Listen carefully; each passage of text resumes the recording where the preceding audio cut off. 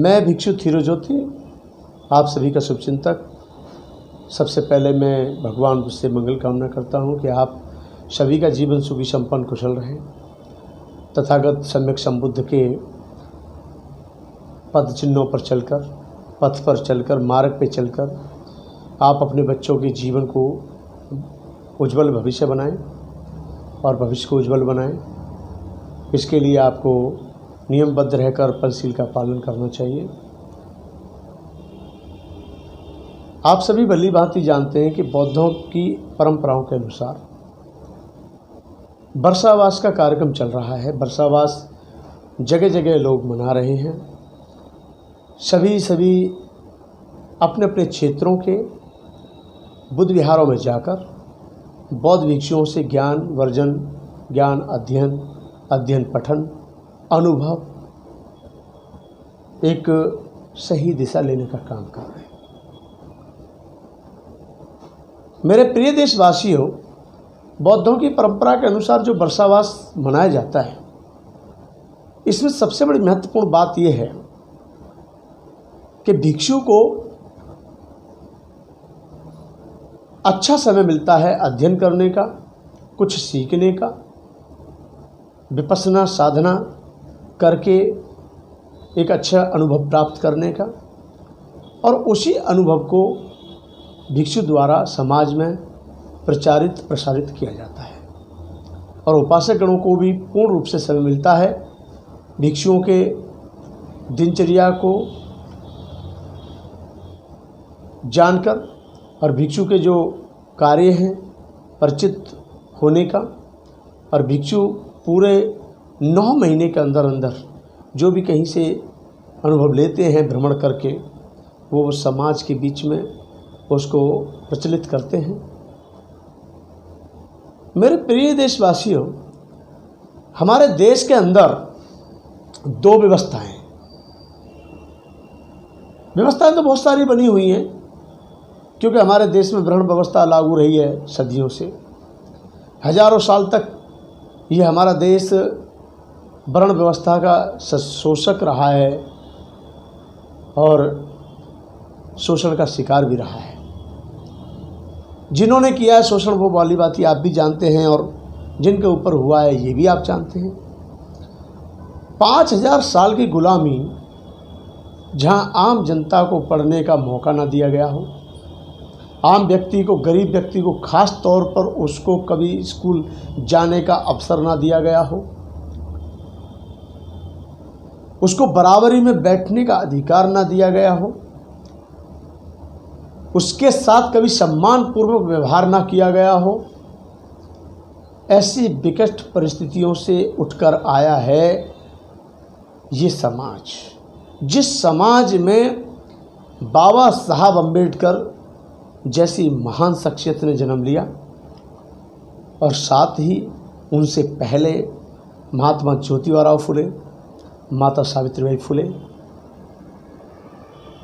और भी बहुत सारे साधु संत, सूफी फकीर, ऐसे समाज सुधारक संत गाडगे महाराज, अछूतानंद, स्वामी अछूतानंद जी, E.V. पेरियार, गुरु घासीदास, गुरु संत रविदास, गुरु कबीरदास, बहुत सारे ऐसे बहुजन समाज में बहुत ऐसे महान पुरुष पैदा हुए कि जिन्होंने गुलामी की जंजीरों को तोड़ने का काम किया।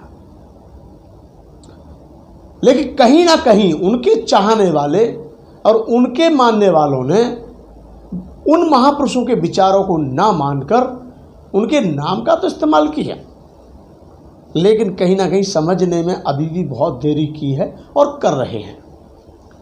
बाबा साहब अम्बेडकर अगर हमारे देश में ना होते तो हमको पता नहीं था कि समाज किसको कहते हैं। अगर बाबा साहब अम्बेडकर हमारे देश में ना होते तो हमें पता नहीं चलता कि महात्मा ज्योतिबा फुले ने हम सबके लिए इतना बड़ा बलिदान और योगदान दिया है, या छत्रपति साहू जी महाराज ने हमारे लिए इतना बड़ा योगदान दिया है, या फिर संत कबीर जी ने हम सब के लिए इतनी अच्छी दिशा और एक मार्ग दिया है, यहाँ तक कि सबसे बड़ी बात है कि बाबा साहब डॉक्टर अम्बेडकर ने 2600 साल पुराने धर्म से परिचित कराने में अहम भूमिका निभाई। बाबा साहब अम्बेडकर ने बौद्ध धर्म को स्वीकार किया और बाबा साहब अम्बेडकर ने बड़े लंबे समय तक अध्ययन करने के बाद पाया कि हमारा देश साधु सूफी फकीरों का है और यहाँ समय समय पर बुद्ध के बाद ऐसे ऐसे महान शख्सियत आई जिन्होंने अंधविश्वास को ठुकराया, परंतु जिन्होंने अंधविश्वास को ठुकरा गया उनको कहीं ना कहीं गलत शब्दों से संबोधित किया गया। मेरे प्रिय देशवासियों, हमारे देश में चमत्कार बहुत होते हैं और चमत्कार को कहा जाता है कि नमस्कार करने वालों की संख्या बहुत बड़ी होती है। हमारे देश में जहाँ समोसे खाकर बच्चा पैदा किए जाते हों, कितनी बड़ी विडंबना है।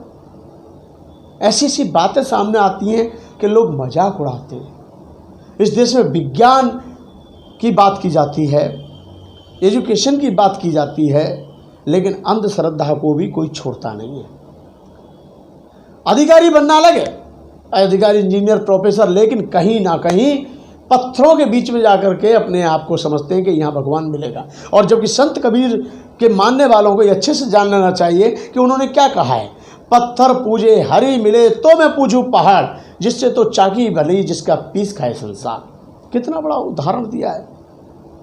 ऐसे उदाहरण सभी महापुरुषों ने दिए हैं, लेकिन उन महापुरुषों के परिवारों ने या महापुरुषों की जो समुदाय जो जातियां थी कह सकते हैं, क्योंकि जातियों का तो यहाँ पर बहुत बड़ा जाल है और जातियों का जाल तोड़ने का काम बाबा साहब अम्बेडकर ने भी किया है और उनसे पहले जो महापुरुष थे उन्होंने भी किया। लेकिन बाबा साहब अम्बेडकर ने जाति व्यवस्था को खत्म करने के लिए बौद्ध धर्मों को स्वीकार किया, क्योंकि वे जानते हैं कि जब एक तरफ संत कबीरदास कहते हैं कि पत्थर पूजे हरि मिले तो मैं पूजूं पहाड़, जिससे तो चाकी भली जिसका पीस खाए संसार। हमें विश्वास करना चाहिए ऐसी वस्तुओं पर जो हमारे काम आती हैं। हमें विश्वास करना चाहिए ऐसी बातों पर जो हमारे जीवन के लिए लाभदायक हों। हमें विश्वास करनी चाहिए ऐसे धर्म पर, ऐसे समुदाय पर, ऐसे संप्रदाय पर जिसमें वास्तविकता हो। इसलिए बौद्ध धर्म को बहुत से लोग कहते हैं कि ये नास्तिक है, लेकिन मेरा यह कहना है कि बौद्ध समुदाय के लोग, बौद्ध धर्म के लोग, बौद्ध संप्रदाय के लोग, बौद्ध धर्म को स्वीकार करने वाले जो लोग हैं बड़े पैमाने पे, भारत के अलावा विदेशों में भी बहुत बड़े पैमाने पर बौद्ध धर्म को स्वीकार किया है। जानते हैं बौद्ध न आस्तिक हैं न नास्तिक हैं, बौद्ध जो हैं वास्तविक हैं। जो वास्तविक है वो सबको दिखता है, प्रत्यक्ष को प्रमाण की आवश्यकता नहीं होती। इसलिए बाबा साहब अम्बेडकर ने बहुत सारे अंधविश्वास को ठुकराया, बहुत सारे अंधविश्वास को छोड़ा और बहुत सारे समाज का हित देखते हुए बड़े पैमाने पर उन्होंने अध्ययन किया। सभी प्रकार का उनके पास कहा जा सकता है निमंत्रण आए। किसी ने कहा बाबा साहब आप ईसाई बन जाइए, सिख बन जाइए, जैन बन जाइए, पारसी बन जाइए। तमाम उनके पास में ऐसे उस समय निमंत्रण आए थे, आमंत्रित किया था सभी ने कि आप हमारे यहाँ आइए, आप हमारे यहाँ आइए, आप हमारे यहाँ आइए। लेकिन बाबा साहब अम्बेडकर ने कहा कि नहीं, मैं जब तक किसी चीज़ को वास्तविक रूप से नहीं जान लूँगा, जब तक मैं कोई कदम उठाने वाला नहीं। और बाबा साहब अम्बेडकर ने 1956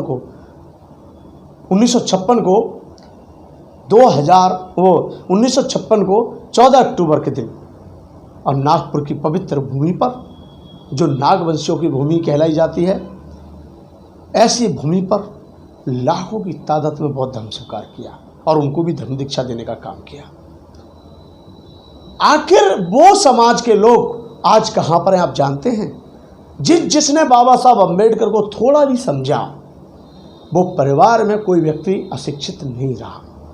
उस परिवार में शिक्षित हुए लोग, उन्होंने जाना कि बाबा साहब अम्बेडकर ने सबसे महत्वपूर्ण कार्य जो किया वो ये किया कि सबको शिक्षा दिलाने का काम किया, सबको सम्मान दिलाने का काम किया, सबको स्वाभिमान दिलाने का काम किया। मेरे देशवासियों, आज पूरे देश में आडंबरवाद चरम सीमा पर है।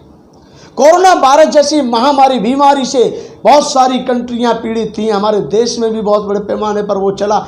बहुत समस्याएं आई, लाखों लोग, करोड़ों लोग जो महानगरों से प्लान करते हुए अपने नगरों की तरफ गए थे, उनकी वो पीड़ा जब याद आती है तो हमारी आंखें नम हो जाती हैं। लेकिन फिर भी हमारे देश की गवर्नमेंट ने इतना बड़ा अंधविश्वास परोसा कि थाली बजाओ ताली बजाओ। लेकिन जिन्होंने ताली बजाई, थाली बजाई और दिए भी जलाए, बहुत सारी चीज़ें ऐसी आई सामने निकल के, अंधविश्वास को जिन्होंने बढ़ावा दिया, आज उन्हीं के परिवारों में जब कोरोना मिलता है देखने के लिए, तो उनसे पूछा जाए कि क्या फर्क पड़ा कोरोना वायरस के लिए ताली का और थाली का। ये कहीं ना कहीं पढ़े लिखे लोग जब ये गलतियां करते हैं तो कई बार सोचने पर हम और हमारे देश की जनता मजबूर हो जाती है और कहते हैं कि जब हम जैसे अनपढ़ गंवार होकर के कुछ अच्छा और बुरा समझ सकते हैं, लेकिन हमारे देश के फिल्मी दुनिया के अभिनेता, नेता, इतना ही नहीं, आप बहुत से, मैं सभी को नहीं कहूँगा, बहुत सारे हमारे IAS IPS अधिकारी भी जो अंधविश्वास को बढ़ावा देते हैं, जो बहुत सारे मीडिया के जो कर्मी हैं वो भी अंधविश्वास को बढ़ावा देते हैं, क्योंकि देश आप जानते हैं कि वर्णवाद व्यवस्था का शिकार रहा है और वर्णवाद व्यवस्था को इतनी जल्दी ख़त्म करना इतना आसान नहीं है, क्योंकि यहाँ पे तो 4 वर्ण थे, ब्राह्मण, क्षत्रिय, वैश्य और शूद्र। इसको ख़त्म करने के लिए भरसक प्रयास किए गए। अपने अपने स्तर पर अधिकारी भी कहीं ना कहीं बहुत अच्छा काम करते हैं, सराहनीय काम करते हैं। कहीं ना कहीं इसका फर्क भी पड़ता है, कहीं ना कहीं ये वर्णवाद व्यवस्था ख़त्म भी हो रही है, कहीं ना कहीं एक दूसरे की मदद भी कर रहे हैं। मैं देख रहा हूँ जितने IAS IPS अधिकारी हैं उनमें वर्णवाद व्यवस्था कहीं ना कहीं ख़त्म होती हुई देखी जा रही है। वो सिर्फ मदद पर विश्वास करते हैं और वो कहीं ना कहीं न्याय पर विश्वास करते हैं। हमारे बीच में ऐसे बहुत सारे अधिकारी हैं जो भला करने में विश्वास करते हैं, जातियों में विश्वास नहीं करते। तो मैं ऐसे अधिकारियों के लिए, और जो चमत्कार को गले लगाना तो अच्छी बात है, लेकिन चमत्कार के बदले में अंधविश्वास को देना, अंधविश्वास को बढ़ावा देना बहुत बुरी बात है। तो मेरे देशवासियों, मैं यही कहना चाहूँगा कि आज भारत एक शिक्षा में भी आगे चल ही रहा है, लेकिन आज भी आप सबको जान लेना चाहिए कि अत्त दीप भव, भगवान बुद्ध ने जो कहा, अपना दीपक स्वयं बनो। आपका कर्म आपको आगे लेके जाता है, आपका कर्म आपको पीछे लेके जाता है, आपका विश्वास, आपका दृढ़ निश्चय आपको कामयाबी के मंजिल तक लेके जाता है और आप प्रगति के मार्ग पर अग्रसर रहते हैं। और मैं यही कहना चाहूँगा, बुद्ध का जो ये शब्द है, अत्त दीपक, अपना दीपक स्वयं बनो। इसलिए व्यक्ति को अपने आप पर अटूट विश्वास होना चाहिए, अपनी शिक्षा पर अटूट विश्वास होना चाहिए, अपने तरीके से, अपने तरफ से व्यक्ति को सही कर्म में विश्वास करना चाहिए, तो स्वतः ही उसको अपनी मंजिल मिलेगी। आप सभी